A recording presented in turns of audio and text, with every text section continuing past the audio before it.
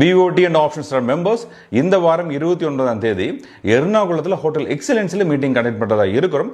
5 to 8 அந்த meeting நடைபெறதா இருக்கு. இதுக்கான ரெஜிஸ்ட்ரேஷன் லிங்க்ஸ் என்னோட பயோ டாப்ல அப்டேட் பண்ணிருக்கேன். ஜஸ்ட் நீங்க போய் என்ரோல் பண்ணிக்கலாம். Boss Monday pre market opening எப்படி இருக்குன்னு சொல்றீங்களா? இப்போதைக்கு ஏஷியன் மார்க்கெட் எல்லாமே பாசிட்டிவ் ட்ரேட் ஆயிட்டு இருக்கு. லாஸ்ட் வீக்ல ஃபெட் ரேட் கட் பாசிபிள் அப்படிங்கிற மாதிரி ஹிண்ட் கொடுத்திருந்தாரு. இதனால அமெரிக்கா மார்க்கெட்ல இருந்து உலக மார்க்கெட் எல்லாமே பாசிட்டிவ் ட்ரேட் ஆயிட்டு இருக்கு.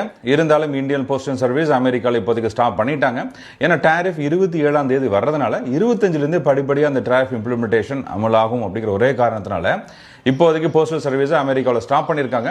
இது தாக்கம் எல்லா செக்டாரையும் எதிரொலிக்கிற மாதிரி இருக்கு. 1.2% பாசிட்டிவா இருக்கு. ஜப்பான் மார்க்கெட் 0.6% பாசிட்டிவா இருக்கு. சைனா மார்க்கெட் ஹாங்சென் 1.8% பாசிட்டிவா இருக்கு. ஹெச்எஸ் நிஃப்டி 0.2% பாசிட்டிவா இருக்கு. ஹெச்எஸ் நிஃப்டி பாயிண்ட் பண்றது ஒரு கேப் அப் அண்ட் பாசிட்டிவ் தெரியுது. இருந்தாலும் எம்எஸ்யூல கால் சைட் ஃபுல்லா செல்லிங் வச்சிருக்காங்க. அது புட் சைட் ஃபுல்லா ஹியூஜா பையிங் இருக்கு. ஒரு இம்பார்ட்டன்ட் 25,000 அப்படிங்கிறது மெயின்டைன் பண்ணிக்கிறனால மார்க்கெட் ஓப்பன் ஆன உடனே ஃபால் ஆகிறது சான்ஸ் நிறைய இருக்கு. இந்த ட்ரெண்ட் இருக்க சிச்சுவேஷன் மட்டும்தான் மார்க்கெட் ஓப்பன் 10 கம்ப்ளீட்டாக சேஞ்ச் ஆகி இருக்கலாம். Options trader semester full conversion trip பண்ணுங்க.